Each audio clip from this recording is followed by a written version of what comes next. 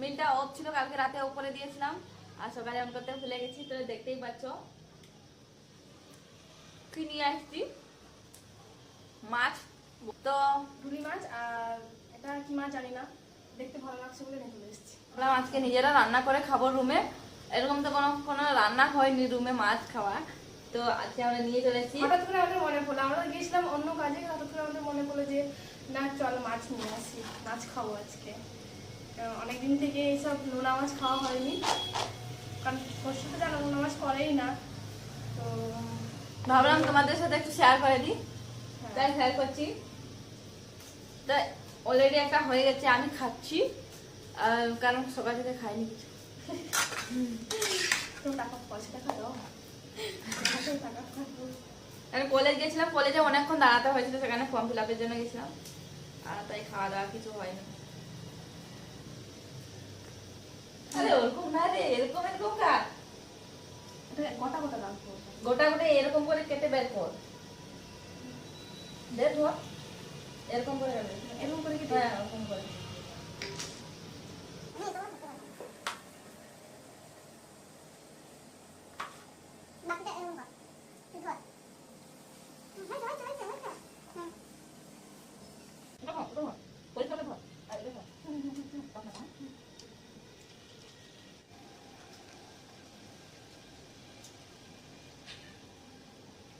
তো গাইস, তোমাদের মধ্যে একজন আগের একটা ব্লগে বলেছিল যে তোমাদের হোস্টেলেও রান্না বান্না হয়, যে হোস্টেলে কেন রান্না বান্না হয়? কারণ তো আমাদের 10টা থেকে 11টার মধ্যে খেতে দেয় না।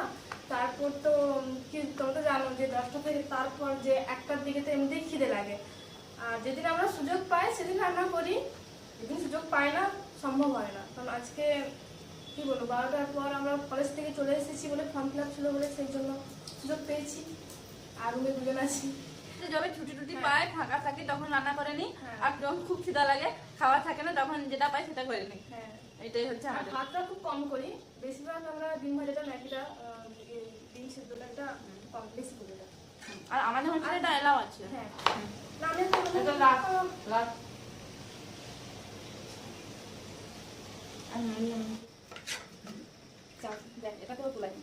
তো একদম ভর্তি হয়ে গেছে, কারণ আমরা দুজনের করছি না, তিনজনের করছি।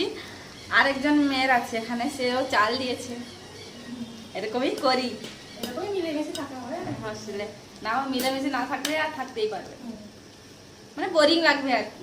তার গ্যাস নেই, তার সে চাল দিয়েছে, আমাদের চাল নেই, ওর চাল খাচ্ছি, ওরকমই সিস্টেম।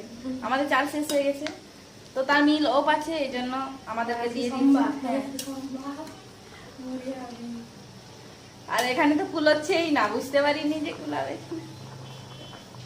তো গাইস এখনো ভাত কমপ্লিট হয়নি, কারণ অনেকটা হয়ে গেছিল। তো ভাত আর একটা হাঁড়িতে রেখে ওটাকে আগে ফুটিয়ে, তারপর যে আরেকজন মেয়ে এসেছিল দেখায়নি তোমাদেরকে, তো সে নিয়ে চলে গেছে তারটা, কারণ সে তরকারি খাবে না, শুধু ভাত আর আলু মাখা খাবে, কারণ তার বার আছে আজকে এই জন্য। আর এখানে মাছটা রান্না হচ্ছে, তো এই জন্য তারটা আগে করে দিলাম।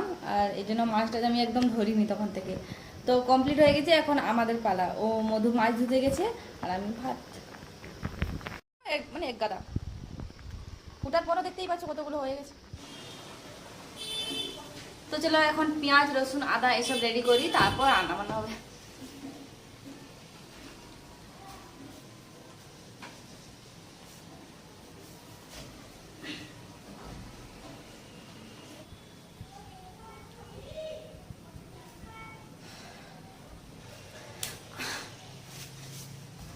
আসলে আমাদের রুম এত ছোট, কি করবো কি বলবো রে, এত জিনিসপত্র আছে, রুমটা বোঝা যাচ্ছে না এটা রুম না। জিনিসপত্র বেশি, হ্যাঁ আমাদের রুম মানে কি বলবো, কলেজের টাইমে কখনো গুছানো থাকে না। এটা কলেজ চলে গেছে, যা পাত্তা করে চলে গেছে, আমরা চলে গেছিলাম, আসার সাথে সাথে এই তো রান্না বান্না শুরু করে দিয়েছে। এখন রুমটা গোছানোই নেই আমাদের। সেই কলেজ থেকে এসে কোনো রকম করে খেয়ে রেস্ট করে আবার পড়া, কলেজের পড়া, জানো তো মাস্টার্সে এমনিতে চাপ থাকে প্রচুর, এই জন্য আমাদের রুমটা একটু এলোমেলো থাকে। কিন্তু সানডে স্যাটারডের দিনে আমাদের রুম পুরো চিকচাক থাকে। এভাবেই কাটাই, আর শেয়ার করবো তোমাদের সাথে অনেক কিছু। আমাদের এক্সামটাই তো কাছে নয়, তবুও ইউনিভার্সিটির কোনো বলা যায় না কখন কি চলে আসে মাথায়, একদম এক্সামে নোটিশ দিয়ে দিবে তখন শেষ। আর কিছু এখন বলবো না, কারণ আমাদের ভাত হয়ে গেছে আর কমপ্লিট করে নি তাড়াতাড়ি। রুমটা পুরো নোংরা হয়ে গেছে, আবার রুম পরিষ্কার করতে টাইম লাগবে। আর আরও আমাদেরকে আরও অনেক কাজ আছে, সেগুলো বলা যাবে না, কলেজের কাজ। লিখছে 20 টাকা তো লিখছে 20 টাকা। আরে আমি যে ভুলে গেছি।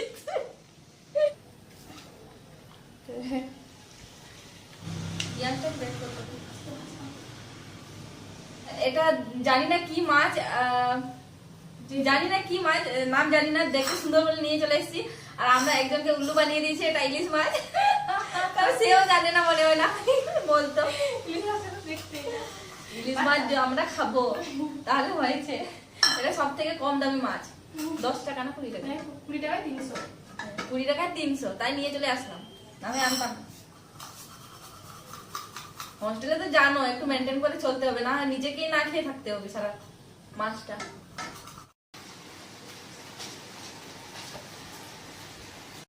গাইস দেখো মাছ না হইতে শুরু হয়ে গেছে খাওয়া।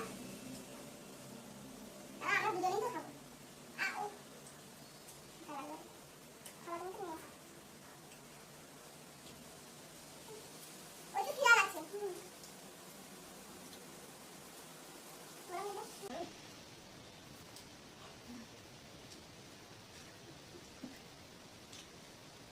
খিদার সময় সব খিদার টাইমে সবগুলোই টেস্ট লাগে। এটা ভালো ছিল না?